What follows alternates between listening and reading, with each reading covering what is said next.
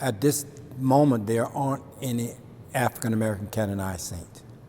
A canonized saint is someone who have been acknowledged by the church as one who have been acclaimed into heaven by virtue of their good works, or example, or martyrdom. Anyone the church declare as made it into the kingdom of heaven and is canonized. Now, we also believe that there are saints who have not canonized, but we believe they're in the kingdom of heaven. Certainly my mom would be one of those. They have to claim somebody who's worthy to be a saint, and then somebody have to take up the cause, investigate the person, investigate the cause, receive miracles. It's a long process. No African American or descendants of the slave who found in America have been canonized as saints. Now, there are black saints from Africa and throughout the world. Blessed Martin de Porres is one but he was from Peru. Well, I don't know about the whole church, but the African American would be in total jubilation because we would have somebody who is a saint. Going to church, I never saw a black priest. I never saw black sisters. I never saw too many black Catholics. I think sometimes we believe that holiness is not for me. Holiness isn't for me because I don't see myself ever in the stained glass images in the churches or in the statues, in the paintings, in the artwork. I don't ever hear any stories told about holy African Americans. There's so much division, and there's always been division. I think that we need to acknowledge that there's always been racial division. I like to always go back from a historical viewpoint and acknowledge that this country was really founded on, and we hate to hear this, and it's hard to hear this, but on the slaughter of Native Americans, the indigenous peoples who were already on this land. And then it was built upon the enslavement of Africans, of black people. Looking at it from a spiritual perspective, in the gospel, Jesus prayed for unity in the body of Christ. He prayed for unity. In John 17, right before his passion, death, and resurrection, Jesus Christ prayed to the Father, I desire that they be one as we are one. And if Jesus wants unity, and if Satan is real, which we believe he is real, then what does he want? Satan then wants disunity in the body of Christ. And one of the ways that he's fostered disunity in the church, in the Catholic Church, has been through, in America at least, through the structures of institutional racism. It's because throughout the history of our church in America, this is the ugly truth of members of the body of Christ, is that all of us are sinners. You and I are sinners. We're all broken. The first priest, the first bishop of our church, Peter and James and John and Thomas, they were all sinners. They were broken. They betrayed Jesus. They didn't fulfill the first mandate to pray in the Garden of Gethsemane. Peter denied Jesus. They all abandoned Jesus. John came back, but he also abandoned Jesus one time. Thomas doubted Jesus. So leadership in our church has always been broken, has always been filled with very sinful people. The same goes for American leadership in our Catholic Church. Our first bishop in America owned slaves, and many bishops after him also owned. That's a grave sin. Many of our religious orders benefited from slavery. The Jesuits owned slaves, and many of our convents owned slaves. Georgetown University was built on the backs of slaves who were then torn apart their families. And in the Catholic Church, family is so important to us. The slaves were then torn apart from their families and sent to different places in the nation. And then, after slavery ended, we had the years of Reconstruction, where racial terrorism just continued to be manifested in a new way, where lynchings happened on a daily basis, where black people were being tortured and persecuted and imprisoned for, again, no other reason than because they were now freed slaves, freed blacks. And then Jim Crow was the new institutional law in our nation, and that lasted all the way until the 1960s.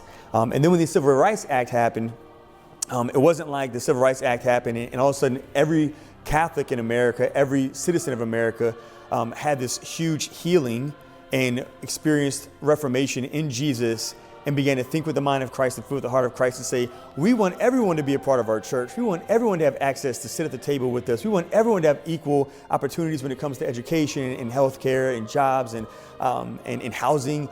No, the reality is still there were a lot of people who were formed under Jim Crow. And so what happened is then, because a lot of people still wanted to keep division as the norm, racist practices and policies were then established that were indirect. I remember I was invited a number of years ago to speak to a faculty at one of our Catholic high schools because there was a lot of racial tension because one of the students wrote a paper during Black History Month about why she hated black people. And her friends saw the paper, took a picture of it, and put it on social media. It went viral. And then all of a sudden, the news was talking about what's happening at this school. And so they called me, because I'm the co-chair for our Commission on Racial Harmony, to give a presentation to the teachers about what can they do. When I got to their school, I went to their adoration chapel. They have a chapel in the school, and I spent some time before Christ asking the Lord to just give me the words to say to these teachers, because it's a very important topic. And as I spent time in the chapel, I looked at the artwork in the chapel. And the school is very diverse. The school has black, white, and brown people.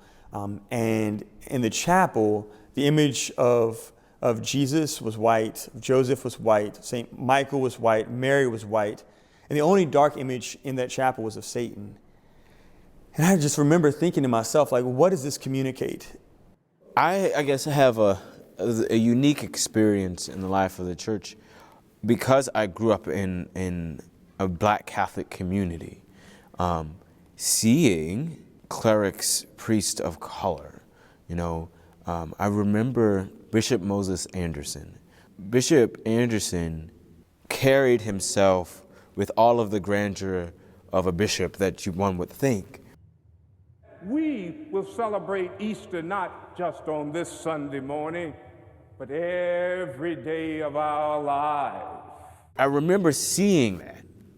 And it's like, wow, they're black people, black men, black religious, they are bringing who they are.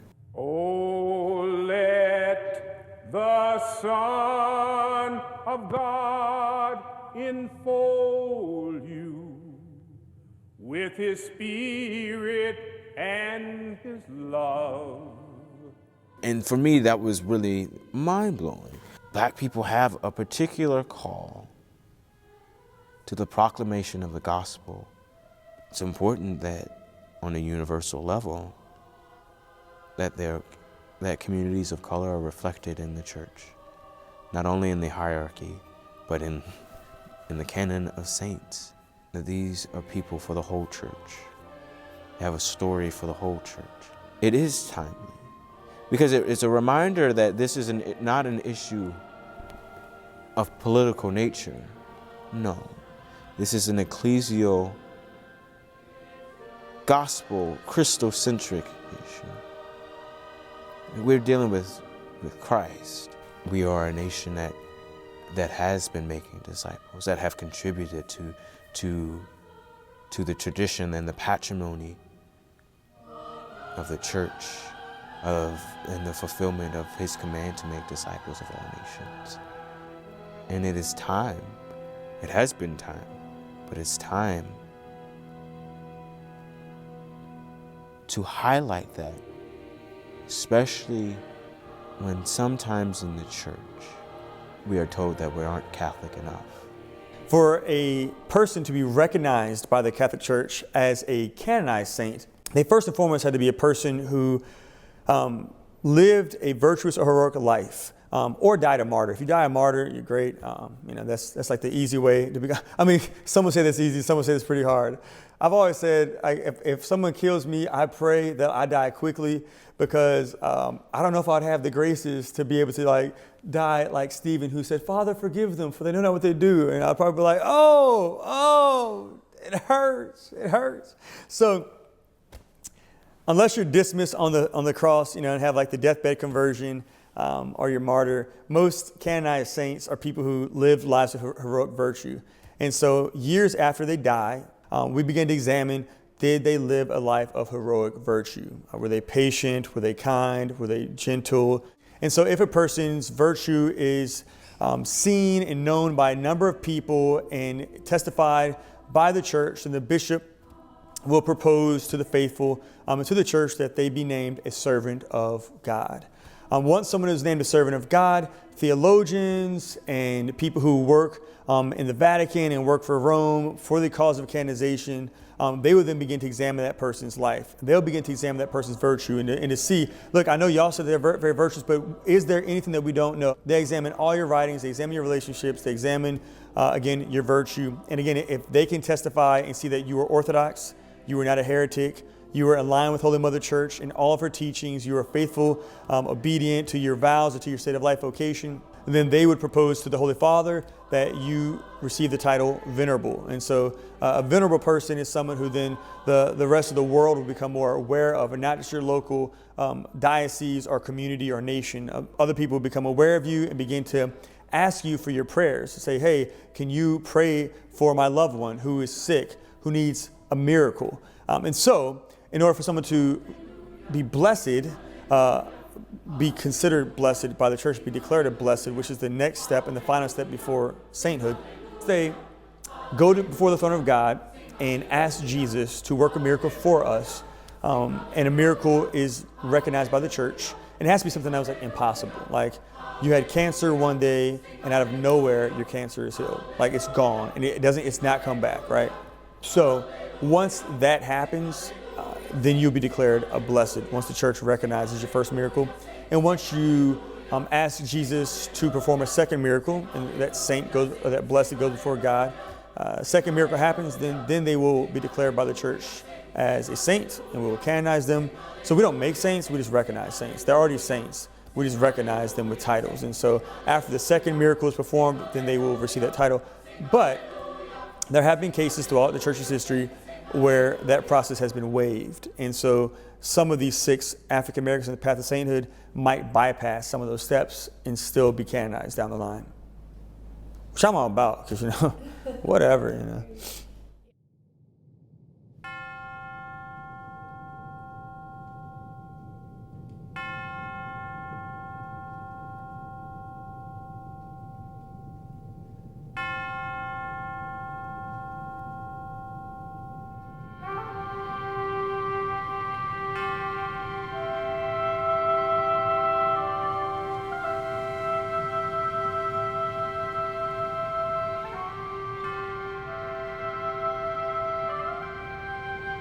I often say to people, or have said to people, when they come into a big church like St. Patrick's Cathedral, and they may feel a sense of alienation.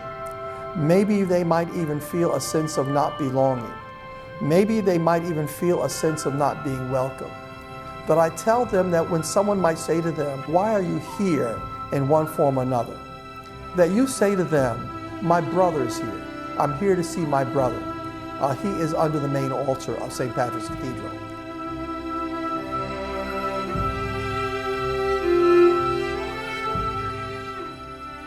And in him, I see, a connection to church. Because as a black man, there often have been times when I and maybe others like me have felt a bit of alienation from the church. And I think Pierre offers us a connection. Take from that a sense that you belong here.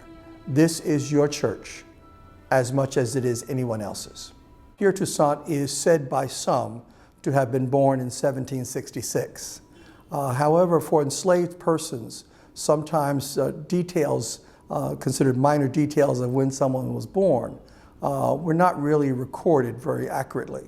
So we don't really know exactly when Pierre was born in Haiti, but we're saying it's around 1766. At a certain point in the history of Haiti, things became very difficult, and the family, the Berard family, decided to move from Haiti, come to New York on a temporary basis. And so Pierre Toussaint, as well as Madame and Monsieur Berard, came to New York. Upon arriving, Mr. Berard had him acquire a trade, and he had him operate as an apprentice for a hairdresser. Became very, very good at it. After a short while, Mr. Berard went back to Haiti to attend to some business, expecting to send for his family or to return and then bring his family back. And at that point, I think even before he left, he kind of said to, entrusted his family to Pierre and said kind of take care of the family. When he returned to Haiti, he realized that things were much worse than he had thought, and much of his property and land was no longer. He was preparing to return to his family to New York, and in the process, during that time, he fell sick and died. When the news of his death had gotten to his wife, she was very much distraught by the news. And Pierre took his obligation and his commitment to the family quite seriously. And I think all of that says a lot about who this person is that we are now calling Venerable Pierre Toussaint. He was a person who took commitments very seriously.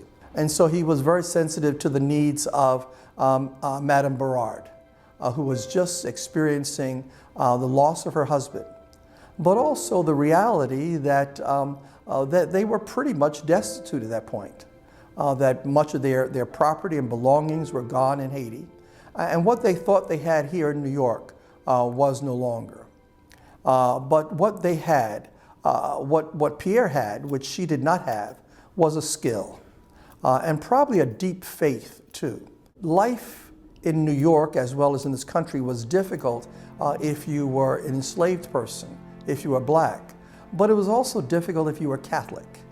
And so for him, being a black Catholic, life was certainly not that easy. But he also recognized life as being difficult for Madame Berard, because she had no skills and she had no resources. And so what he did was he began to care for her. Quite an irony of circumstances, that the enslaved person is taking care of the enslaver. But that is what he did. And he did that out of a deep and abiding love for people, for her, and for his God, that he thought this was what the Lord was calling him to do. He was very, very good at providing. He took care of his growing business, doing hair. And he used those resources, those developing resources, to care for the family. And recognizing there were few people who knew the circumstance of Madame Berard. And he wanted to remain that way.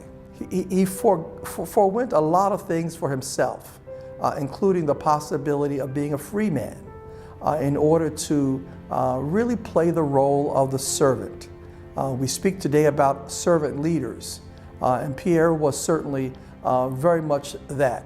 And it was not just a case of caring for Madame Berard, but it was also a case of caring for anyone who was in need. There were priests who came to New York who had no place to live, and he welcomed them. He began going to Mass at the Catholic Church in that area, which was St. Peter's Church, probably the first Catholic church in New York. We're told that Pierre went to Mass daily, almost up until a few months before his death. Whether it was snowing or whether it was cold or whether it was icy, he would still journey to St. Peter's for Mass. We know that he did partake of the sacraments as often as he could, both the sacrament of the Eucharist as well as penance. And he was very faithful. He was very faithful in so many ways, the many acts of charity that he performed. And the word really got around that Pierre was someone who was very kind, very patient, very loving. The people who he interacted with in the course of his business as a hairdresser, many people would know that if you are either a hairdresser or barber even today, that those are occupations where people very often tell their life stories. They may sometimes tell more than they want to tell.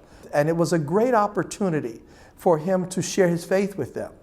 Many of these women who were not necessarily Catholic very much commented on the great faith of Pierre. He was not engaged in gossip. He was in fact engaged in story about how good the Lord was to him, despite his state of being an enslaved person. Pierre also became a married man. And he also became a father by taking on the niece of his sister who had passed on. So he and his wife adopted their niece, and she became as their daughter. So obviously from that example, again, we see a tremendous respect for life and for family. And even after his death in 1853, the stories that were written about him spoke always about his deep faith and his kindness, that he was very kind and very patient.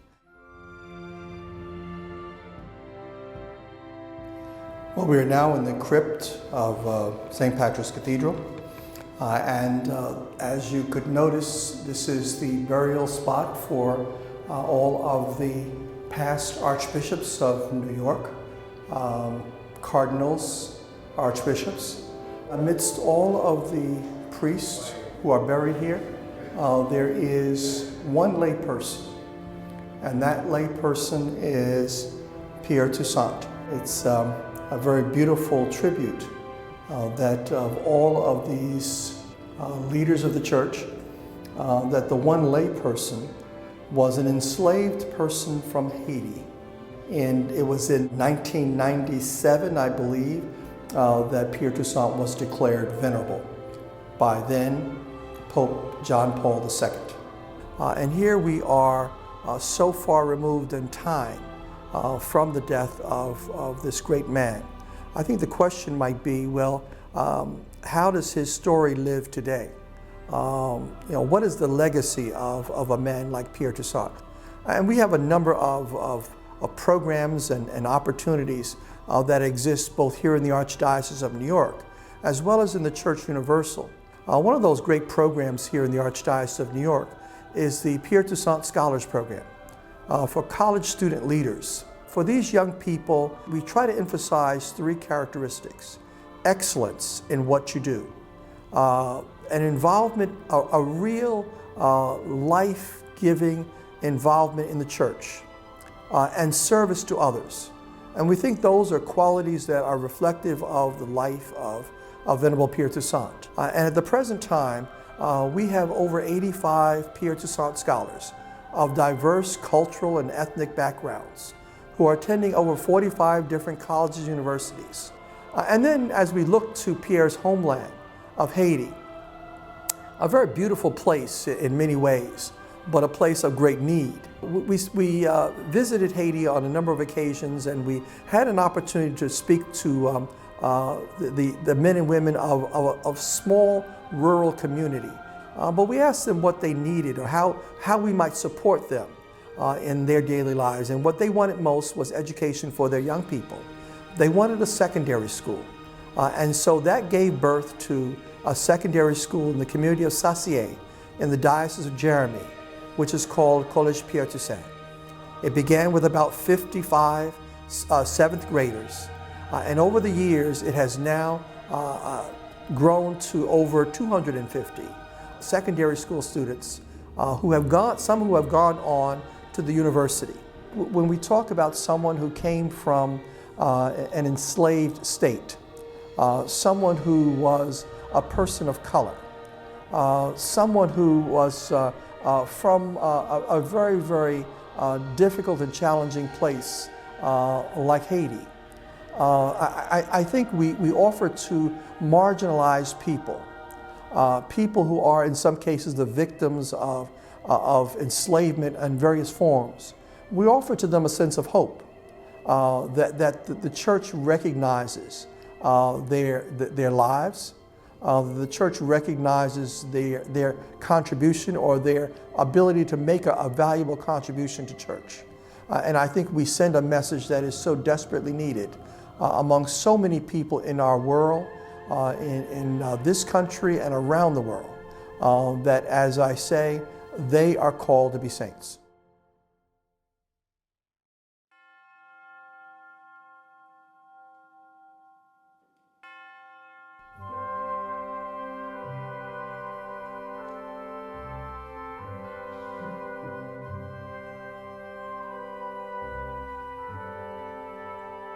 I came to work with the Oblate Sisters about 22 years ago when I was a graduate student, and I've been there ever since. They just changed, they probably changed my whole life. I mean, you know, I'm a little country girl, and I certainly would never have thought that I would have been involved in the process of canonization for anybody, especially being a convert. And to be the external coordinator for her canonization is quite an honor, and I'm very humbled by it. I always say she had 4 strikes against her. She was a woman in a patriarchal society. She was an immigrant in a nativist society. She was a Catholic in a Protestant society. And she was a woman of color in a white society. We believe Mary Lang was born in Santiago de Cuba, probably around the early 1790s. We know that she was of African descent on both her mother and father's side. We believe that the reason that she left, we can't document this, but in 1808, the Spanish said that if you're not a Spanish citizen, you have to take an oath of allegiance to the Spanish king and queen, and we don't feel that she probably wanted to do that. And I think she just thought she'd have a better chance in America than she had staying in the islands in the Caribbean. Her native language was French. She also knew Spanish, and by the time she was in the United States for at least 30 years, she was fluent enough in English to be the novice mistress for the Oblates. So she was trilingual. Well, we know that by 1812 she was in Baltimore. Oral history from the sisters that knew her said that she was in Charleston first. We don't know how long. And then she went up the coast and was at Norfolk. And then I think she found her way to Baltimore, which was a bastion of Catholic religion at the time. Perhaps she felt more comfortable there. When Mother Lang came to Baltimore, there were no public schools for black children. There were no public schools for white children. She and her roommate, Mary Frances Ballas, operated a free school in their home in Fells Point. Oh yeah, I think Father Joubert and Mother Lang had a very close friendship. Father Joubert was born in France. He went to Haiti as a tax collector for France. And then when the revolution started, he had to get out of Haiti. He first went to Cuba, and then he came to Baltimore. And then he decided he wanted to enter the seminary. And he became ordained about 1810. His mission when he met Mother Lang was he was in charge of teaching the children of color their catechism. And he found that a lot of them couldn't read well enough to learn their catechism. So he decided perhaps he should start a school for them. And he asked around if there was any women of color, pious women of color, he said, who would be good teachers for his school. And Mother Lang, of course she wasn't Mother Lang then, her name was Elizabeth Lang at that time, and Maria Ballas were recommended because they already had a school. So he asked for a meeting with them. They said yes, they'd be very willing to do that. And then he started thinking that maybe it'd be a better idea if they started a women religious order. There were no religious orders that would accept black women at that time. And he asked them if they would be willing to do that. And Mother Lang said to him that they had been waiting for 10 years to consecrate their life to God, and now was the time to do that. They decided to start the school and start the novitiate at the same time. That was in 1828, and that's how it all started. And a year later, on July 2nd, 1829, they took their vows in their chapel on George Street in Baltimore, Maryland.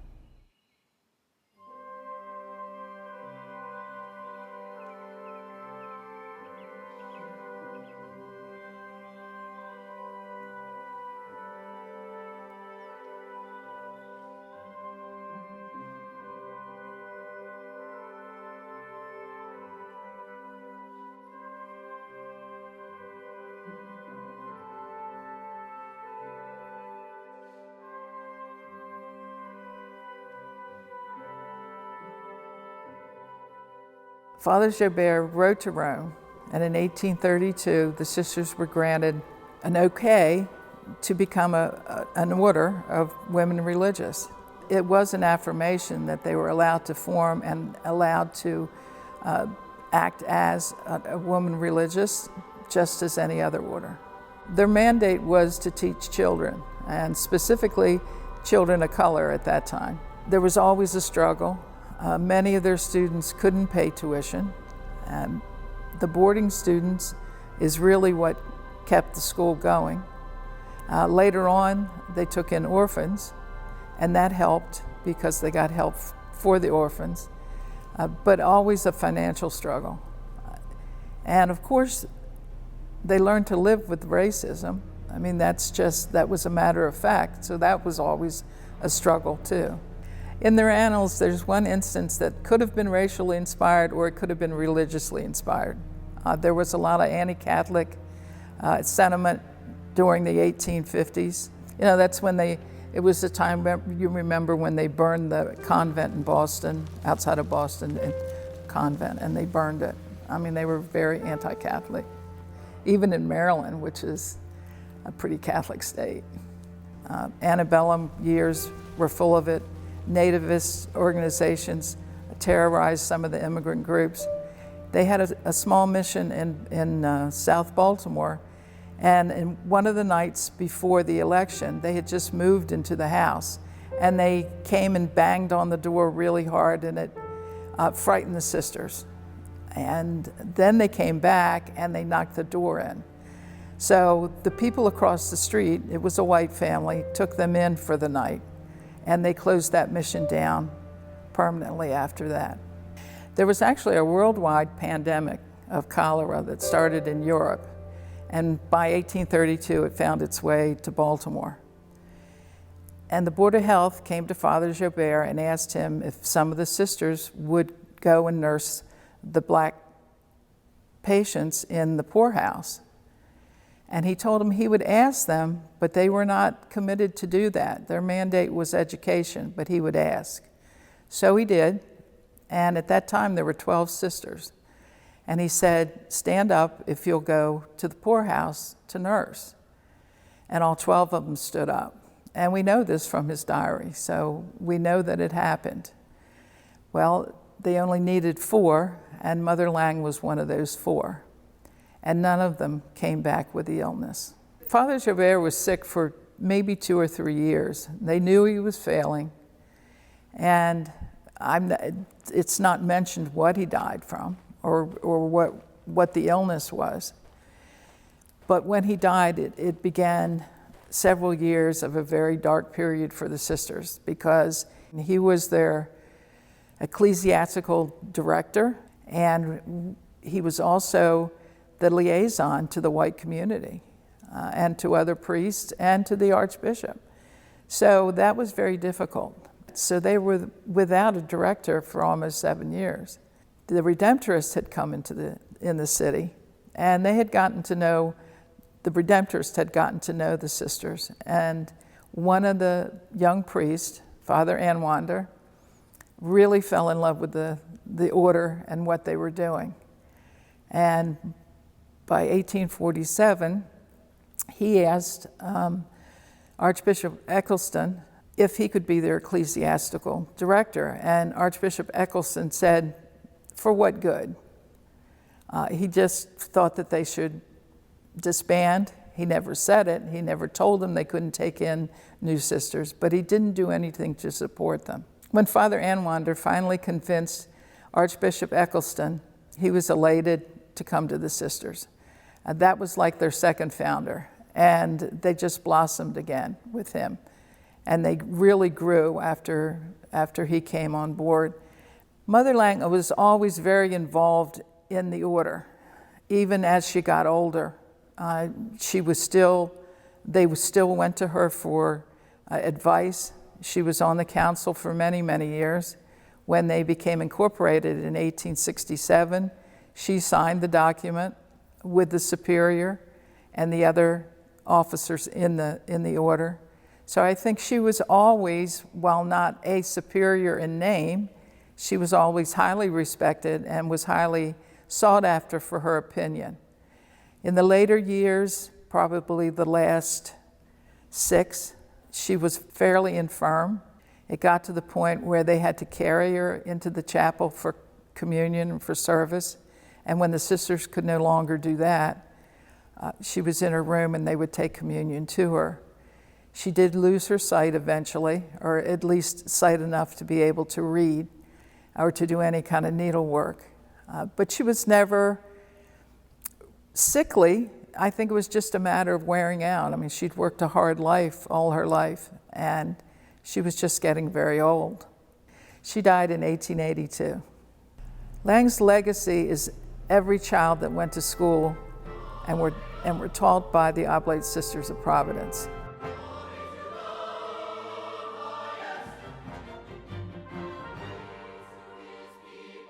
So this is the room where Mother Mary Lang lived, prayed, and died.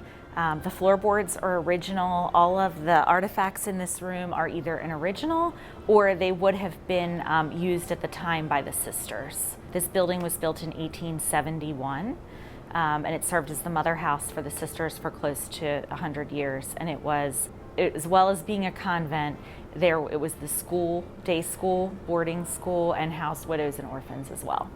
So this is the lobby of our historical building, and it is exactly the same as it was in the 1870s, 1871, when the building was first in use. There's been very little change. The pictures on the wall are the Superior Generals. We have the original picture of Mother Mary Lang, and then this is Father Jobert, who co-founded the school and the order. We are a predominantly African American school, but we serve students of diverse backgrounds from all walks of life. Today at St. Francis, we have about 200 students, both ladies and gentlemen in grades 9 through 12, and over 98% of our scholars graduate from St. Francis to go on to college. And that wonderful statistic is the legacy of Mother Mary Lang and her sisters that lives on today through our students. I can tell you I've talked to many grown-ups that said that they went to an oblate school, maybe only for a year or two, but what a profound impact that had on the rest of their life. Whether she is ever acknowledged as a saint by Rome or not, her legacy and her life was well worth living, and it has had a profound effect on the Black community. Well, I think we recognize how brave she was and how courageous she was, and how she believed in Providence so strongly, and the obstacles that she overcame to carry out her desire to serve God. It certainly was not an easy thing to be a woman of color in the city of Baltimore in 1828. And she knew there would be some people that wouldn't want to see a Black woman in a habit. I mean, they just would find that intolerable. At that time, some people thought that Black people didn't even have souls. So it took a lot of courage, and she never wavered. She never, when they were told to sit at the back of the church, when they were told to sit up in the balcony, when they were told to wait until everybody else had communion and then the people of color can have communion, that never fazed her. That in itself is remarkable. I mean, you would think that you might turn your back on the Catholic Church if that's the way Catholic Church is going to treat you as a person. But she didn't. She even worked as a domestic to keep things going for the order.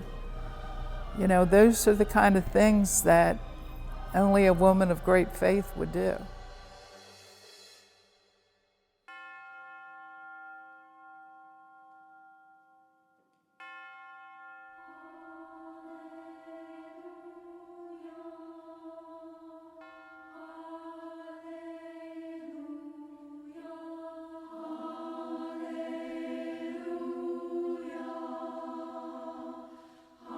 Henriette de Lille gives us a model of how to endure suffering, of how to experience pain, of how to move forward in the face of obstacles.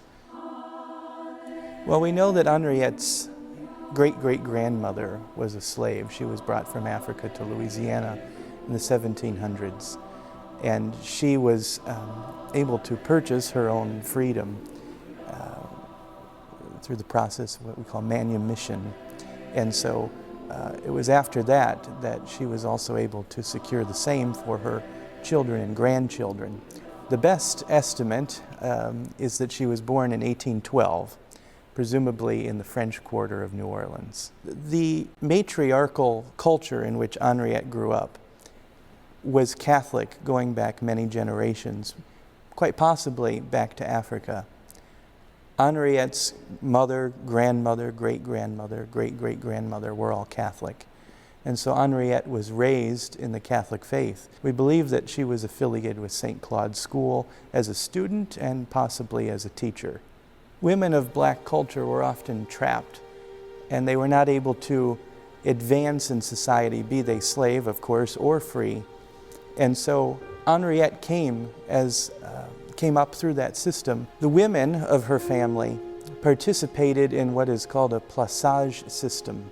What it is that the woman is placed in a situation of concubinage, but the woman is used for sexual gratification, and the woman provides children for this white European man.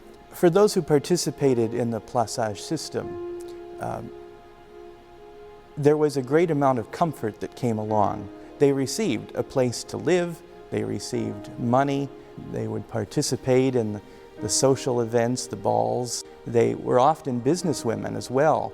Henriette's mother was active in real estate transactions, for example.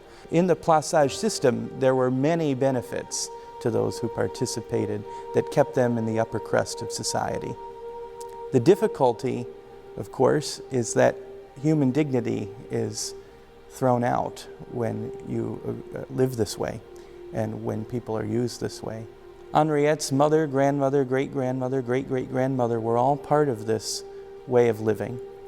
And we presume that Henriette, based on some records, was also a participant in this way of living early on in her life, because that was what was expected of her by her mother. These arrangements were often made by the mother of the girl, and so it presumably had taken place in that way for Henriette. There are 2 funeral records which show that Henriette had 2 children, it seems, and those 2 children died very young. Henriette presumably was very miserable in that situation, in that life. It was a very sad life. When Henriette Delisle was suffering the loss of her 2 children, right on the heels of that came a very significant event in that her mother was declared mentally insane by a court, and then eventually Henriette's mother died. From what we know about Henriette's life, having lost her 2 sons, having lived through the health crisis of her mother, having lived through the plaçage system, we know that Henriette clung to the Lord. And there was a moment of conversion for Henriette that came when she received the sacrament of confirmation here at the cathedral in 1834. And Henriette was renewed and invigorated and energized in this relationship that she had with the Lord. We don't know for sure when Henriette Delisle felt the call to religious life at first. Could it have been when she was a student or a teacher at St. Claude's School? Could it have been when she was confirmed? Could it have been when she wrote in her prayer book in 1836 that she wanted to live and die for God? We don't know exactly, but we can see that step by step, Henriette Delisle chose the path to follow that would bring her into fuller union with Christ as a consecrated religious. In Henriette's day in New Orleans, it was not possible for a woman of color to join a religious community. That's one of our very regrettable and sad aspects of American Catholic culture. Henriette, presumably, having felt the call to religious life, would have tried to apply to the nearby communities in her part of New Orleans, the Carmelites or the Ursulines. However, they would not have accepted her. And so, forced with that decision of how do I answer God's call, but the church isn't letting me, Henriette was able to move forward by founding her own religious community. It's a very sad thing. She shouldn't have had to begin her own religious community, but she did. And that's what's amazing about her. One of the few remaining artifacts that belonged to Henriette Delille, perhaps one of the most famous or the most famous, was a little prayer book about the Eucharistic Lord. Henriette wrote in the cover, "I believe in God, I hope in God, I love, I hope to live and die for God." That defines her life in so many ways. She expresses the core of Christian faith, faith, hope, and charity. But it's a commitment now to live and die for God, and of course for His people, that we see taking root in Henriette at that moment. So at first she gathered together some women of color in the neighborhood, and in doing so, she started a Christian sorority of sorts. Eventually a few of them moved in together and banded together a little more in service and outreach to the poor and to the enslaved people in the community. When Henriette Delille began her movement that eventually became the Sisters of the Holy Family, she was joined by her best friend, Juliette, and another friend named Josephine. So they were the first three. They were considered the first three Sisters of the Holy Family, and the Sisters of the Holy Family were born, and that was in 1842. After about a decade or so of pursuing religious life, Henriette was finally ready and accepted by the church to make private vows as a woman religious, the vows of poverty, chastity, and obedience. Those were made with Archbishop Blanc in New Orleans at the old Ursuline convent, which was then the Archbishop's residence. There's a chapel there, St. Mary's Church, where she would have made those vows. Henriette Delille's mission for her new religious community was to care for the poor, for the enslaved people in her area. She had no great dreams of changing the world. She wanted to take care of those who were right in her own midst, who were forgotten, who were marginalized, who were abandoned, who received no love. And so she attended to the sick, the widowed, the orphaned, the needy, the homeless, anyone that she could help. She was there to lend a helping hand, but particularly aimed toward people of color because those were the people who were totally left behind. When Henriette Delille's mother died, she was one of the inheritors of her estate. And with the money that she inherited, Henriette was able to build her first convent, which was near St. Augustine's Church in New Orleans. And it was from there that Henriette was able to have a nucleus, a base of operation, that she could really begin to transform the lives of the poor and the forgotten, of the abused and the abandoned. It was against the law at the time to teach enslaved girls to read or write, and Henriette defied that.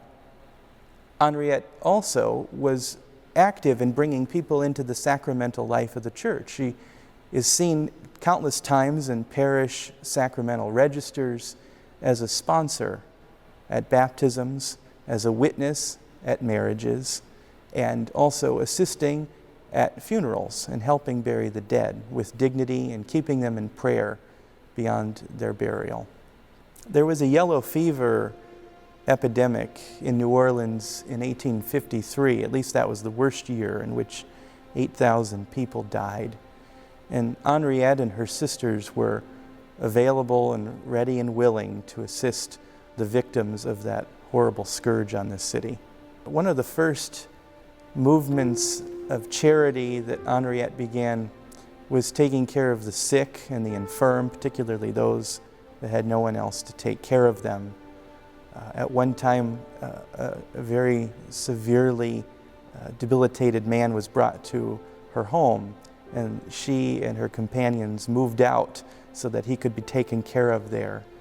So there was a great tradition within the Sisters of the Holy Family to provide nursing home care for individuals who needed it. And Henriette's movement in this direction helped the sisters establish what it remains as the oldest active Catholic nursing home in the United States. We can see from historical records that Henriette's health was weak. She suffered a great deal with her health. We know that because over the period of a few years, she made 3 different wills. So we don't know exact details about Henriette's health, but we do know that she was very sickly. Eventually, it was tuberculosis that she suffered from and what took her life. Henriette de Lisle died on November 16, 1862, while the city of New Orleans was under occupation from Union troops, and right there in the middle of the Civil War, with great racial tensions tearing apart the city and the country, this woman of color yielded her soul to the Lord as a child of God. An obituary for Henriette de Lisle mentioned that she was the servant of slaves. It did not mention, however, that she herself was a person of color. It mentioned nothing about the struggles that she faced in society or in the church. But it did say that she was an unsung hero. In New Orleans, there was a quadroom ballroom, and that quadroom ballroom was a place where young girls who were 1/4 African American would come and hopefully meet a white man that their mother could arrange for them to be placed in the placage system. In a twist of divine poetry, the Sisters of the Holy Family were able to acquire that same building and turn it into their mother house after Henriette's death. It was a controversial decision. Not all the sisters were happy about it. But it seems fitting and it seems just that that place where human dignity was so very jeopardized and cut short, that Henriette's own movement would be able to sanctify it and make it a place where the gospel could flower forth. Henriette de Lisle's cause for canonization opened in 1988, and at that point the cause began investigating her life, trying to dig up whatever historical records they could, and eventually around 2005 everything was shipped off to Rome to the Congregation for the Causes of the Saints, and eventually a positio was put in order and Pope Benedict XVI approved that in 2010, and Henriette was declared venerable at that time. Henriette's life was an embodiment of the gospel.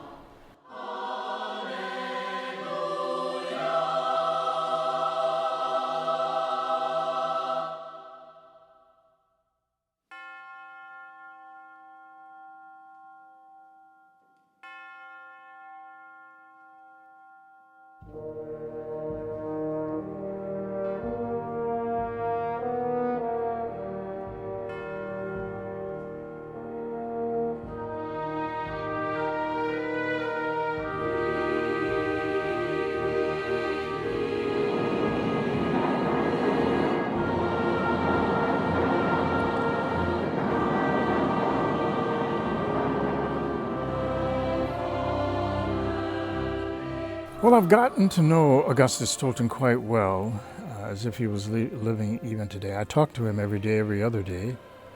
It's almost like you're trying to champion your brother, do something with his life, and be something, and be someone who is a credit to himself and to others. Augustus Tolton was born April 1st, 1854. Well, before he was even born, he was a slave because his parents were slaves on this farm in northeast Missouri. He was owned by a Catholic family by the name of Elliott. His baptismal entry at that time does not mention his name at all. All it says is a slave child owned by Stephen Elliott. Things get a little bit more dramatic when Stephen Elliott dies and he doesn't have a will. Stephen Elliott's wife had to sell the farm or divide it up between natural inheritors and others who would purchase this or that, slave machinery, animals, even the slaves. Augustus's mother, it seems as if she feared that she could be taken away from her children or her children from her. So she devised this plan to run. Missouri was a slave-holding state, and of course, divided by the Mississippi River, you had Illinois on the other side, which was a free state. So there are many slaves who tried to navigate across the mighty Mississippi River. Some made it, some did not. Some were killed en route to that, some drowned in the river. As you can imagine, it was a daring escape, moving at night and hiding during the day and picking food from fields and shrubs and that sort of thing, and trying to keep a babe in arms quiet, where noise traveled at night. If it wasn't for that daring escape on her part, we never would have heard of him. She ended up in Hannibal, Missouri at one point, and she was accosted by some slave catchers. And almost as if a deus ex machina, God intervening, some Union troops came on the spot and found her with these catchers. Mrs. Elliott had already paid a certain amount of money to a guy by the name of Thompson to go after them and to bring them back. The Union troops had reminded these catchers that they were standing on Union soil at the time, wherever they were standing, and they commandeered the slaves and took them. They took her to the shore of the Mississippi River, and they found this dilapidated boat on the shore with one oar, and they told her, "Ma'am, this is as far as we can go. You have to take it from here." So they put her in the boat with the 3 children, and she began rowing across the Mississippi River. This was at night. But the people who had captured her at Hannibal were not entirely satisfied with what took place. So they began shooting at her with their muskets as she was crossing. And phenomenally, they missed. But she spent the rest of the night rowing until she got to the shore of Illinois. She received further instructions from helpers to get to Quincy. Quincy was a town that was kind of pro-slavery and anti-slavery. There was a small black community that was made up largely of escaped slaves, freed people, and she was taken in by an elderly woman who saw her and knew exactly what it was all about and took her and the 3 children in. Like many young people, he had certain benefactors and others in Quincy who saw to his education, even though he had a rough path getting educated in Quincy. There were schools who received him and others who rejected him because of his race. But he was very impressed by the Notre Dame sisters who were teaching at St. Boniface Parish in Quincy at the time, and some diocesan priests. These people were visionaries, quite dedicated priests and religious, who saw things in a future that I suppose other people could not see. They noticed his religious tone about him, and working amongst blacks in the town, they surmised that if there was going to be a future for these people in the church as well as outside of the church, these people really needed clergy of their own. And they thought that Tolton might contribute to that. What we did find is a kind of a wonderment on his part as to why his priest and sister tutors thought he would make it as a priest. I think he knew what priesthood was about by observing those around him, but he had never seen one like himself. And no seminary in those days in this country would take a black student. That was just the fact. To do so compromised their position with benefactors and their reputation with the larger society. Well, being unable to find a seminary in this country that would take him, the Franciscan friars maneuvered some connections they had with their major superiors in Rome, who were connected with the propaganda fide, the propagation of the faith. And they operated a seminary, which they still do to this day, called the Urbanum Seminary, the urban seminary, the seminary in the city, so to speak. It was unusual for Americans to study in that seminary because America had its own. So after a couple of years of writing them to ask for permission for Tolton to be accepted there, they said yes. He said bye to his mother and his sister. he never expected to see them again. He didn't know what was going to happen to him once he got over there. Local benefactors in Quincy gave him some money and saw to his passage on certain trains to get to New Jersey. And from New Jersey to hop a ship to get to Le Havre, France. Then a couple more trains from Le Havre down to the city of Rome. And Tolton would stay there for 6 years, the standard 6 years of training, until he was ordained. It was an entirely new experience, hearing another language and another environment. It was all so strange to him. But as his studies unraveled over there was the scuttlebutt that he probably would have to be sent to Africa to minister as a priest because he wouldn't be successful with the apartheid in this country. Augustus had been studying the continent of Africa. With some of the other African students at the propaganda, he was picking up certain dialects and languages and so forth and learning all about the continent of his ancestors. And that's where he thought they would be sending him. So that was the thought, at least until the evening before he was ordained a priest. And then suddenly, surprisingly, the scenario changed. Giovanni Cardinal Simeone, the cardinal prefect, took him aside, shocked him actually, by saying, you know, America considers itself the most enlightened nation on the face of the earth. Let's see if they deserve that honor. If they have never seen a black priest, they have to see one now, because we're going to send you back home. On the one hand, he had all these sympathetic tutors, educators, priests, sisters who were promoting him, who were in his camp. They were his cheerleaders. But the wider society had nothing to say about him, was not interested in him at all. And when he came back to this country, he came back simultaneously as, at least in Quincy, people who knew him but now saw him as someone entirely different. Many of the people in Quincy at the time were very attracted to his sermons and his pastoral style. And then the scenario changes again. Once the parting was over with, then the true nature of things comes forward, surfaces to slap him in the face. A priest by the name of Michael Weiss found out that certain of his parishioners were attending Tolton's masses. In no uncertain terms, he would inform these white parishioners and other whites in town to stay away from that using the N-word church and that N-word priest. And he would take his complaints any number of times to the bishop. So that caused a great deal of sorrow for Tolton. So he was called in several times by the bishop to mind his own affairs, which meant you stay with the blacks and stay away from the whites. But Tolton did not overtly invite these people came. They came naturally. And the relationship between a priest and the bishop is a sensitive one. And when the bishop finally told him to get out of town, that does a number on a guy.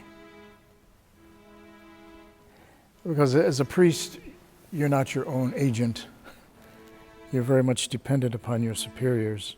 Without that bishop's support, you're nothing. But as it was, Patrick Fian, who became Archbishop of Chicago, had heard about all of the hullabaloo that was going on in and around Tolton, and invited him to come to Chicago, because at that time there was about 60-some blacks worshiping in the basement at St. Mary's Church downtown Chicago. That's where his ministry started officially. That mushroomed in the course of about a year and a half to about 600 people. Then the Archbishop invited him to consider laying plans for a church for black Catholics. So they started building a stone church at 36 and Dearborn Street for black Catholics. But Tolton would not live to see that completed. The first week of July of 1897, Chicago suffered about 10 days of extreme heat, about 103, 105 degree temperatures. Tolton was not feeling well after or during a retreat that he took for priests at Bourbonnais, Illinois. When he arrived at the 35th Street station at about 35th and Lake Park Avenue, he got off the train. Now, trains in those days were segregated, and if you had a series of passenger trains, usually you had one car for blacks. And if there weren't enough seats, you had to stand. There was no air conditioning or fans in those days because there was no electricity. So when he got off the train, he was already overcome by this whole thing of heat, and traveling on this train from Bourbonnais, Illinois into Chicago, which was 60, 70 some odd miles. And when he got off, he had to walk to his rectory from 35th Street over to 36 in Dearborn, and it was about a good 10 blocks. But before he could get much far at all, he had collapsed at 36th and Ellis Street. And people saw him when he stumbled and he fell over, so they called out to the local constables in the area, and they picked him up and took him to Mercy Hospital, nearby Mercy Hospital, and they begged the nuns to take in this black man, because normally hospitals did not treat blacks at all. So they took him in roughly about noon on July 9th, right after his collapse. And by 8:30 in the evening, the doctors had pronounced him having succumbed to what they determined was heat stroke with the side effects of uremia. There's nothing more they could do for him. I believe most people who are attached to his story or inspired by it see him as not only the first link in a long chain of the African American Catholic experience, but a model of Christian life, a model of a Christian who lived some of the darker experiences of life and comes out at the end with his faith and his hope and his love intact. He could have become embittered, he could have left the church, he could have done all kinds of things, but he hung in there. He kept his composure. He had a pastoral heart that I think was noticeable by people, black or white. But what is hard for him being a priest in that time in the history of this country, in the history of our church, because our country and our church were very ambivalent about the presence or the participation, the existence of black people. We never processed that well. We still struggle with it. In June of 2019, the Pope declared him venerable. If he is beatified, I think it would take the existential experience of black Catholics and place it alongside other ethnicities who have had saints. I think he would be an inspiration for young people, especially young African American Catholics. And he gave his life day in and day out to minister to the people of God, even though they're people, his own brother priests, they're saying, no, you're not good enough. There has to be a deep understanding of who God is in your life to be able to put up with that and to serve. Like, so in love with Jesus. Like, that's a laser focus. And for me, like, man, if I could have just a quarter of that, you know.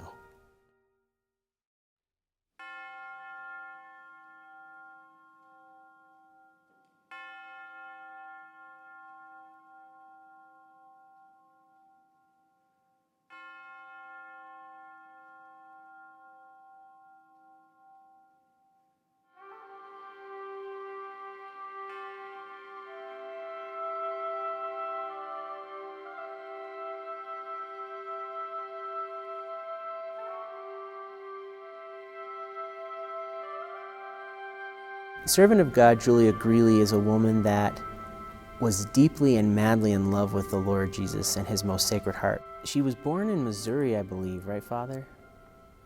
You need to tell what you know. Okay. Yeah, I don't know where she was born exactly. The day she was born, she was asked that question one time, actually in a court trial. She was asked under oath, when were you born? She says, I don't know, they never told me. So Julia Greeley was a former slave, She was not able to read or write, and so she couldn't record her own history. So from what people have told us, it seems to be that as a young girl, she became sick one day, and she stayed in from the field, and her mother stayed in to take care of her, and her mother, the slave owner, did not want her mother taken off for the day, and he came in and actually beat her with a whip to get her to get back out of the field, and the little girl was hiding behind her mother, and as the whip came back, it caught Julia in the eye and blinded her. But right before the war ended, the Missouri legislature passed its own act of emancipation. And so she would have been emancipated in 1865, unless she may have escaped. We don't know. There's so much we don't know about her. Even as a free woman, there were unfortunate misunderstandings and discriminations that continued to subsist in that time. Well, she had been working for a family in St. Louis after she got off of the slave farm, and she went to St. Louis, and she worked there for about 9 years. It seems that some of the other people that were working in that house kind of gave her some trouble, and she asked her employer if he'd write out here to the sister that was in Colorado and ask her if she could come out and work for her, and that's what brought her to Colorado. A woman that Julia worked for introduced her to the Catholic faith, and Julia was always very grateful to her. Mrs. Gilpin was actually involved with the cathedral here, and I think sang in the choir and so forth, and she encouraged Julia to join the church. Later on, people said, the Gilpins should have given you some money maybe. She said, they gave me a lot more than money. They gave me my faith. She never forgot that woman was the one that kind of introduced her and brought her into the church and helped her to make her sacraments. She was baptized actually conditionally because she didn't know whether she maybe had been baptized before. She didn't know so little about her own life, And that was a deliberate thing on the slave trade. They didn't want the slaves to know anything about themselves or even about the rest of the world. And yet she was able to live so freely because of her amazing Catholic faith and the heroic way she lived it. She truly understood that she was a free daughter of the Lord Jesus and didn't feel constrained by some of the unfortunate things that she endured. She immediately understood the deep value of devotion to the Sacred Heart of Jesus. If nothing else comes from this, and this is a little off script, I hope that what I say about the Sacred Heart will make it, because Julia would be upset if it didn't. Because she's still very much doing her apostolate as an apostle of the Sacred Heart as we speak from heaven. She's very much promoting it. But what she would do at Sacred Heart Parish is she was a regular daily Mass attendee and a daily communicant. She'd pray the rosary, she'd spend long time in adoration praying and in front of the crucifix. The Jesuits who ran that parish at the time said that she was one of the most excited and enthusiastic promoters of the devotion they had ever seen. So here we are at Sacred Heart, the home parish of Servant of God Julia Greeley, and we have just this beautiful, wonderful church. And this church was originally founded and staffed by the Jesuits, members of the Society of Jesus, and something that at that time they were known for is their deep love to teach and to guide the faithful by visual means and with art. Oftentimes people will ask, well, why do Catholics have all this stuff in the church? And it was for people quite literally like Julia Greeley, who were not able to read the Bible or study deeply theological or philosophical mysteries, but rather would come in and just be able to learn through the visual aids and the visual representations of God and His goodness.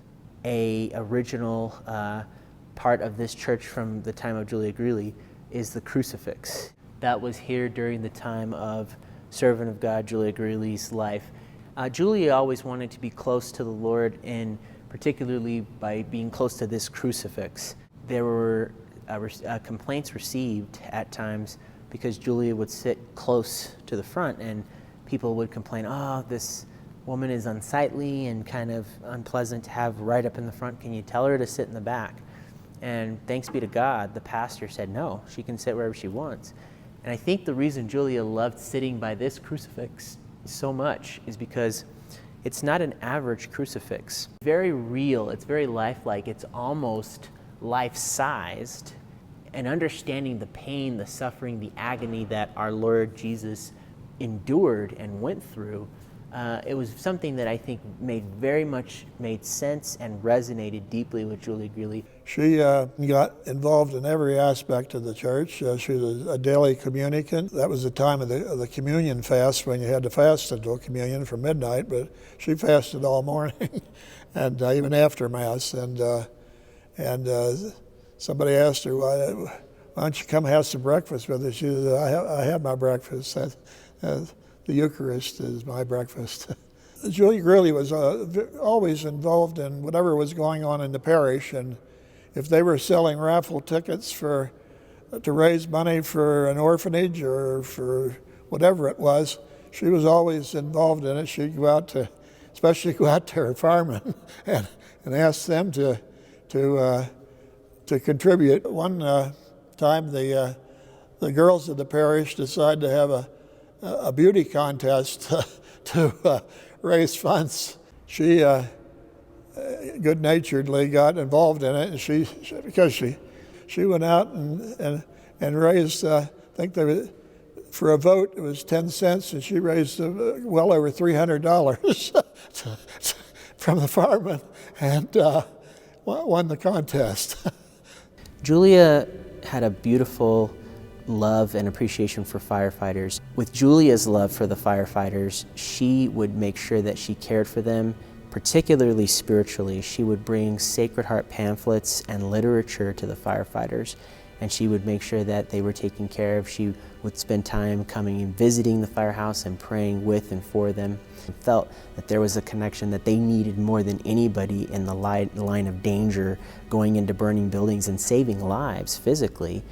Needed spiritual care and protection for their souls. And so she would oftentimes not only bring Sacred Heart pamphlets and pray with firefighters who were Catholic or Christians, but even non-Catholic and non-Christians alike. She didn't care. She just was madly in love with this wonderful Sacred Heart of Jesus.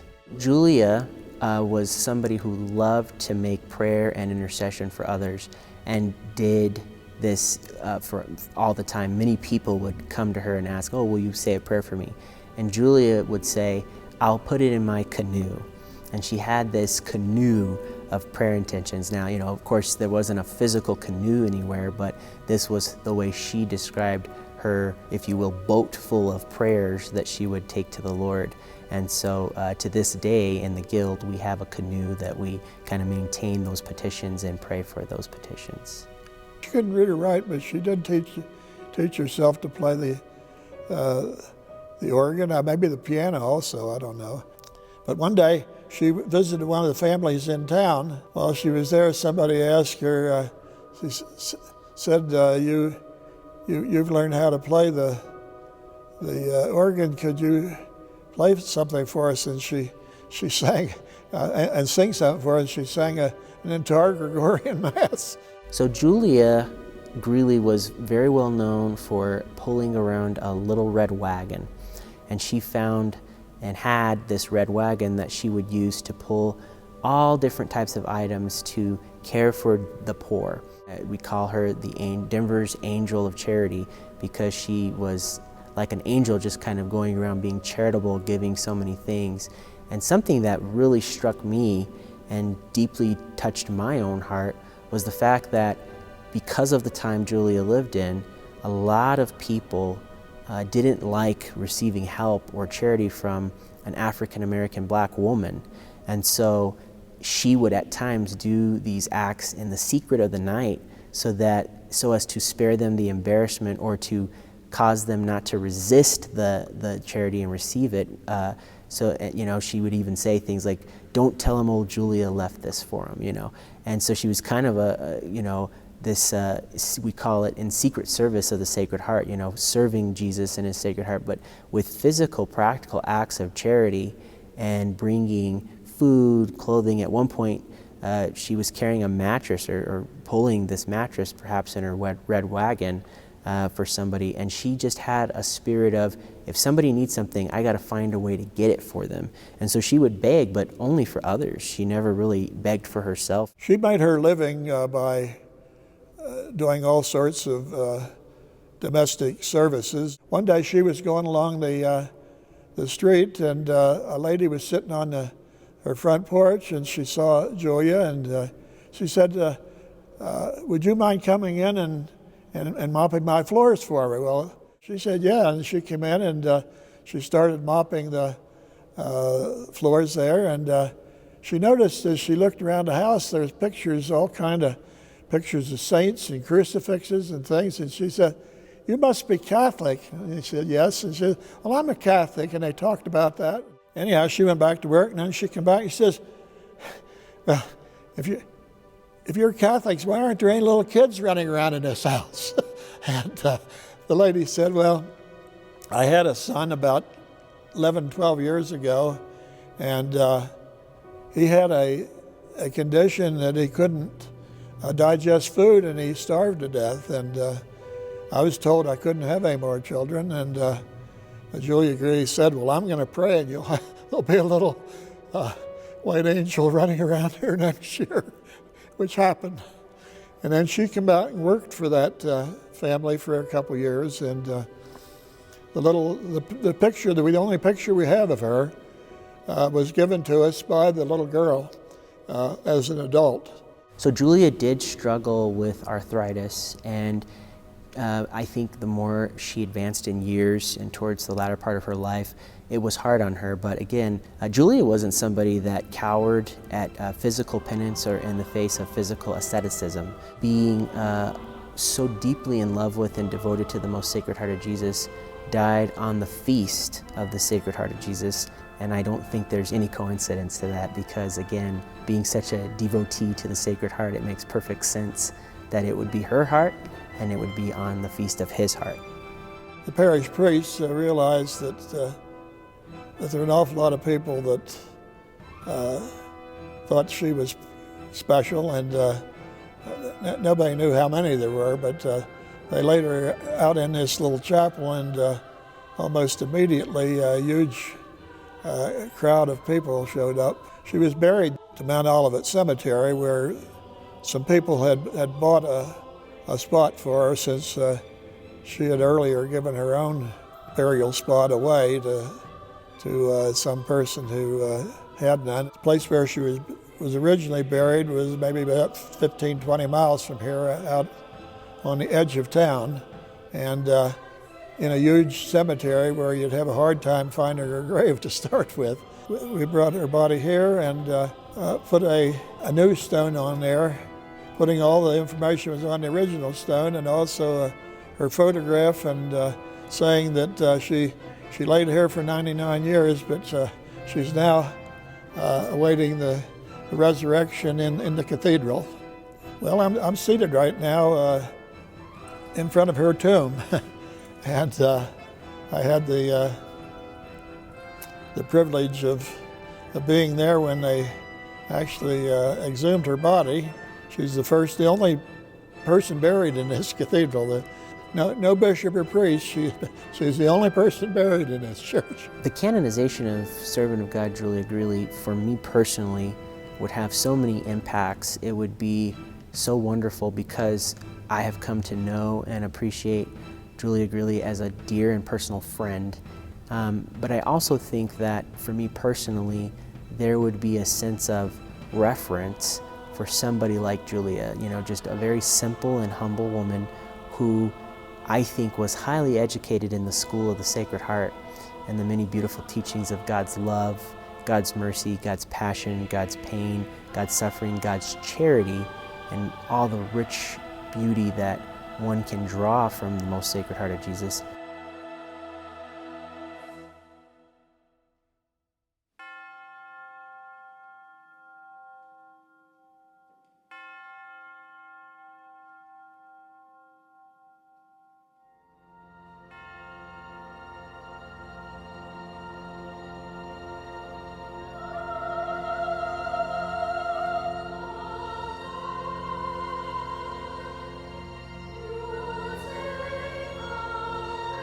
I was in Sister Thea's class for the very first time, just a few months after my mother passed away.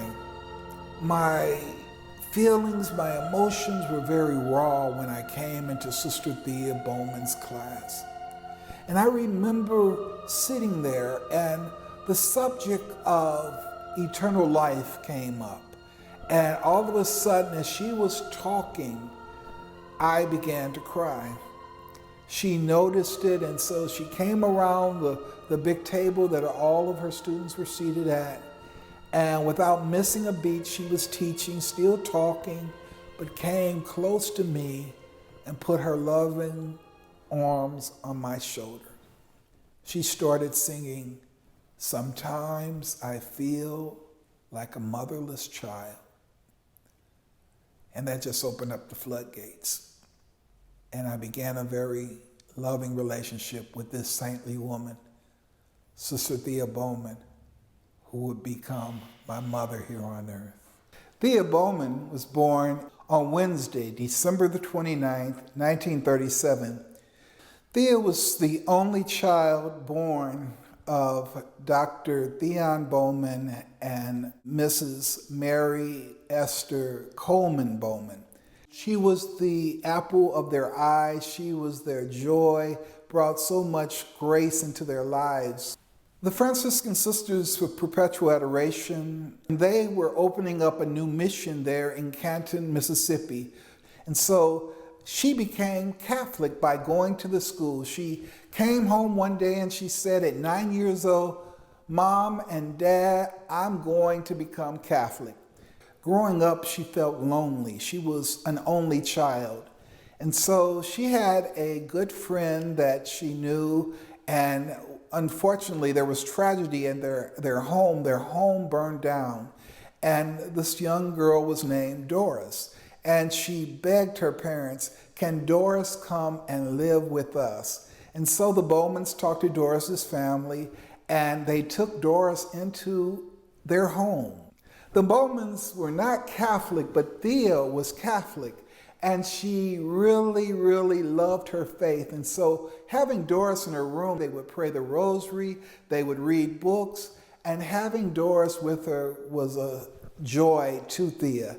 The Bowmans were so happy to have Doris as a playmate for Thea that they told Doris's parents, "We're going to send Doris and pay for Doris's Catholic education so that she could also go to school with Thea." As a result of that connection, Doris herself became a Catholic. Thea was witnessing to the Catholic faith even as a child. When she was growing up, she witnessed the poverty of her classmates going to Holy Child Jesus School. And she noticed that at lunchtime, there were children who had nothing to eat. And she would readily give her whole lunch to those in her classroom without food. But soon enough, Mrs. Bowman found out that Thea had been giving her lunch to these poor children. And so each morning they would get up early and make peanut butter and jelly sandwiches for all of the students who had nothing to eat. When Thea was about 15 years old, she was ready to go to high school. And of course, Dr. and Mrs. Bowman wanted her to go to school locally.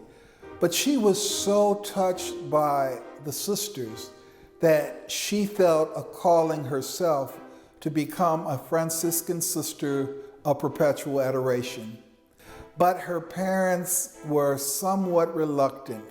They said, "You can go, but go to high school locally, and then maybe you can become a nun."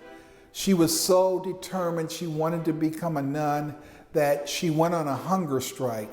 And she told her parents, I will not eat until you allow me to go to the convent. And that went on for almost a month, and then her mother relented, convinced her father, we cannot get in the way of God's calling. Yet her father had one word of wisdom that he gave her. He says, now Bertha, when you go up to that convent, everybody's not gonna like you. And she says, Daddy, I'm going to make them like me. That's the beginning of a vocation of a saint. I'm going to allow Christ to radiate from my life so that people will not necessarily like her, but they will be attracted to the Christ that lives in her. When Thea entered the convent, she was the only African American.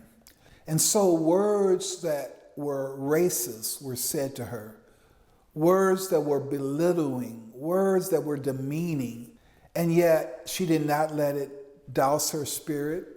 She knew that God had called her there.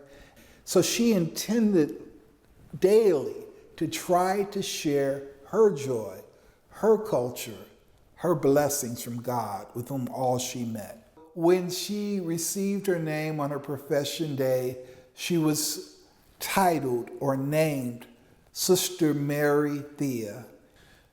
Thea went through the Viterbo College, where she received a Bachelor of Arts in English, and then she went on to Catholic University of America, where she received also a master's in English and also her doctorate.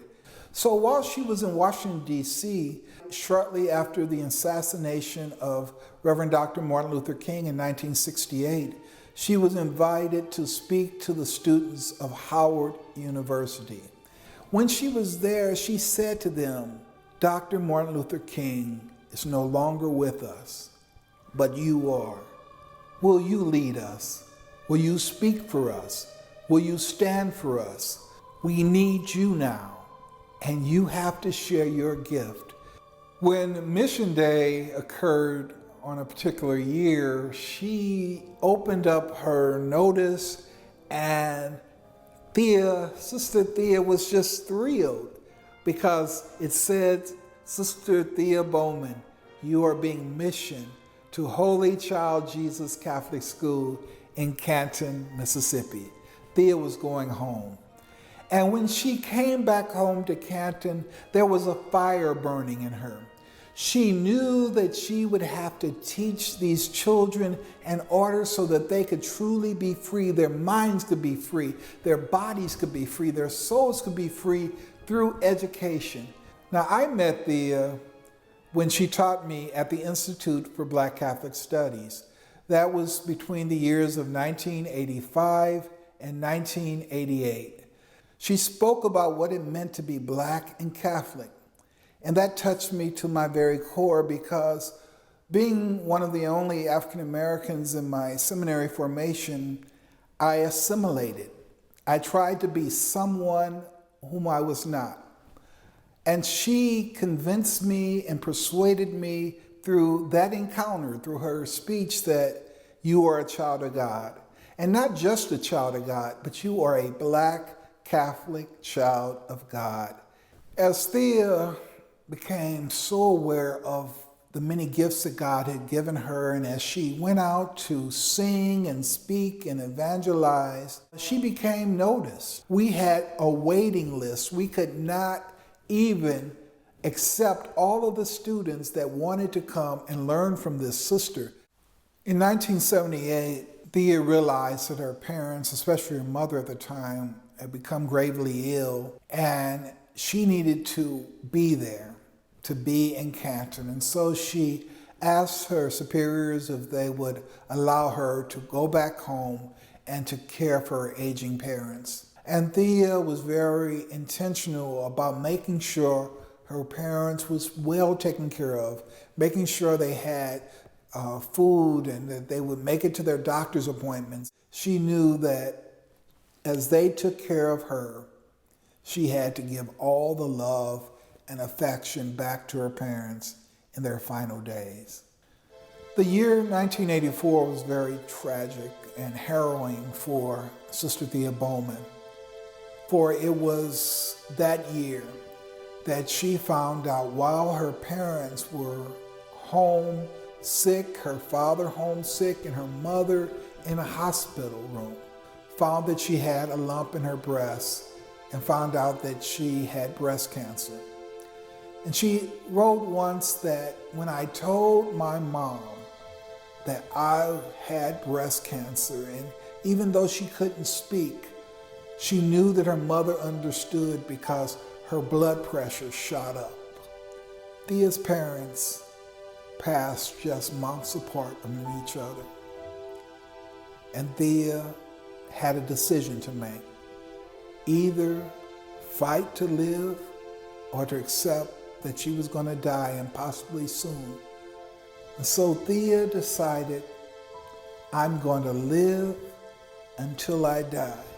She would say, I'm going to live fully until I die. She says, yes, I pray that God would heal my body, and if he heals my body, thank you, Lord. But she says she believed that if God wouldn't give her what she asked for, God would give her something better. In the midst of Thea's going around teaching and preaching and evangelizing, continuing to touch lives, this one incident, Thea was at home in Canton, and Inside Edition had heard about her, and so they came to record her with the school teachers and students singing. She brought them all into the church, and they were singing, and she joined them in song and had a solo. And as she knew her body was getting weak, she knew she always could muster the strength to sing and to hit those high soprano notes. And on that day, that taping, she went to hit a high note and couldn't touch it. It was that evening with her friend, Sister Dort, who took care of her so lovingly. She said, Dort, I didn't hit that high note. And she says, I know, Thea. And they both just cried. It was always a dream of Sister Thea to make it home to the motherland. And though she didn't want to ask her community to pay for the trip, her close friends knew that she really wanted to go. So they started a letter writing campaign, and money poured in to send Sister Thea to the motherland. She wanted to be reconnected with the land of her ancestors, with those whom she never even knew, but who came from that sacred space, that sacred land. On her ventures to Africa, she would have her friends who were traveling along with them to take baggies, and they would take dirt from the ground. She says, go and get me some dirt. And they says, Sister Thea, why are we bringing this African soil back to the United States with us, and you want us to keep it? She says, I want you to keep it because when they bury me, I want you to take this African soil and have it commingled with American soil. I want to say that on my grave, I am buried beneath African and American soil. Sister Thea had been invited to speak to the United States Conference of Catholic Bishops, something that no other woman, let alone African American woman, had addressed the full assembly. She began that talk by singing, Sometimes I feel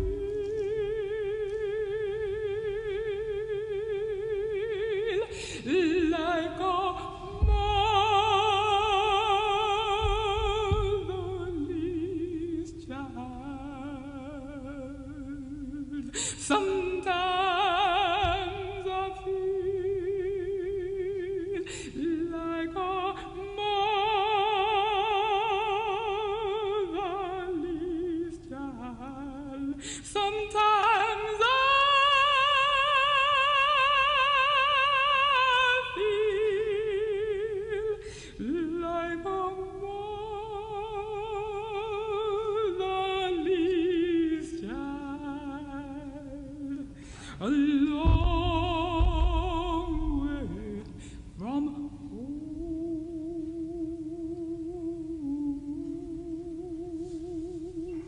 She wanted the bishops to know that we are your children, that so many times we feel like second-class citizens in the church we love.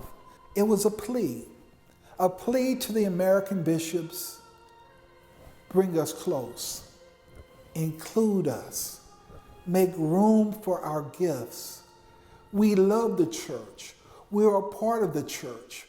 I come to my church fully functioning. I bring myself, my black self, all that I am, all that I have, all that I hope to become. I bring my whole history, my traditions, my experience, my culture, my African American song and dance and gesture and movement and teaching and preaching and healing and responsibility as gift to the church. She says, look at your offices, your chanceries. Who's missing? As a Catholic Christian, I have a responsibility to preach and to teach, to worship and to praise. Black folk can't just come into church and depend on the priest and say, let Father do it, and if Father don't do right, then they walk out and they complain. You know, that liturgy didn't do anything for me. The question that we raise is, what did you do for the liturgy? And the church is calling us to be participatory and to be involved. The church is calling us to feed and to clothe and to shelter and to teach. And your job to enable me, to enable God's people, black people, white people, brown people, all the people, to do the work of the church in the modern world. We have men who are ready and able to be Catholic bishops, and yet you call just a few. We love our bishops, y'all. We love y'all too. But see, these bishops are our own, ordained for the church universal, ordained for the service of God's people. But they ours. We raised them. They came from our community. And in a unique way, they can speak for us and to us. And that's what the church is talking about, indigenous leadership. The leaders are supposed to look like their folks. Ain't that what the church says? In January of 1990, Thea knew that the end was getting near. She had canceled all of her speaking engagements. Her breast cancer had metastasized to bone cancer, and it was now in her brain. I've often been asked, how does it feel to be taught by a saint? I'm a priest today because of her. She was so sick that she was not able to attend my ordination. And in July of 1989, a month after my ordination ceremony, she wanted to see me and she beckoned for me to come to her. And she says, I'm so sorry I missed your ordination. I says, I understand, sister, you couldn't make it. And that moment, as her wheelchair was in the center of the aisle of Holy Child Jesus Catholic Church in Canton, I knelt down before her in the middle of the aisle. And I said, sister, since you couldn't be there, would you please bless the priest that you helped to form? And Sister Thea reached out her frail hands. She blessed me, and she blessed my priesthood. I often think about her, and I realize that I was taught by a saint.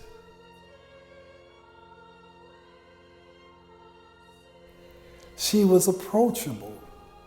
She was humble. She was loving. She could be feisty at times. She had humor and a great sense of humor. Saints are not statues in churches. They are holy, living, moving people who are human just like you and I. Something that I remember well that she used to say.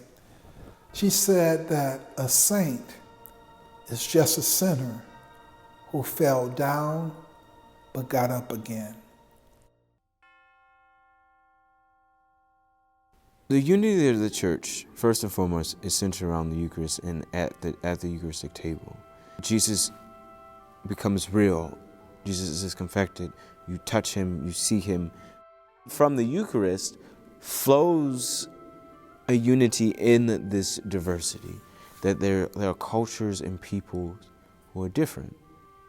If the Lord wanted us to be the same, to be monolithic, then he would have created us to be so. But he didn't. He created us in different shapes and sizes and colors. And that itself is unifying, because we each have a place, we each have a part, a role in revealing who God is. By faith, we know that we have a place, but there's that human aspect in us to be affirmed, that today I get to contribute to such a rich history rooted in Jesus Christ. That fires people up. Yeah, I want to be a part of something like that. Yeah, I can do that. And I have examples that look like me, who understand my story, who speak like me, who sing like me, who move like me, who understand. Isn't that what when we look to the saints, right? We are drawn to the saints because there's something in their story. There's something in their sanctity. There's something about their lives that touches me, that draws me closer to Jesus Christ. To have saints, canonized saints from our community, I think would totally draw so many people to the Eucharist. And that's what Jesus longs for. And I think many of us in the Catholic Church, even unintentionally, are putting up a lot of unnecessary barriers for people to live in and abide in a relationship with Jesus and the sacraments life of his church. So it would be a huge gift if one of the 6 African Americans on the path to sainthood becomes a canonized saint in our lifetime. To be black and Catholic still, though, often feels like being a second or third class citizen of the Holy City. You know, Bishop Jim Life said long time ago that black Catholic Christians will be second class citizens of the church until they take their places. America is undergoing a racial reckoning. There's so much violence against black bodies. We have poverty, lack of good education, mass incarceration, police brutality. We must come together. We're all God's children. We're children of God. God loves each and every one of us, and each and every one of us have value. We have esteem, and we must always respect one another and love one another. Or we can stay comfortable and say, you know what, it's not my problem, I don't care. Which I think quite often, more often than not, is the case with many people. I'm too busy, I have a lot on my plate, I have a family I'm taking care of, I have drama in my own family. I don't want to go out and make disciples of all nations, even though that's the Great Commission that Jesus Christ gave us in the gospel, was to go out and make disciples of all nations, and not just some nations. If I don't want my Bible study to look like heaven, and how does heaven look? Well, John saw heaven in the book of Revelation. And when he saw heaven, he saw people from every different race, nation, and tongue. If I don't want my Bible study to look like heaven, if I don't want my rosary group or my adoration chapel or my church community, if I don't want my family to look like heaven, then maybe heaven's not for me.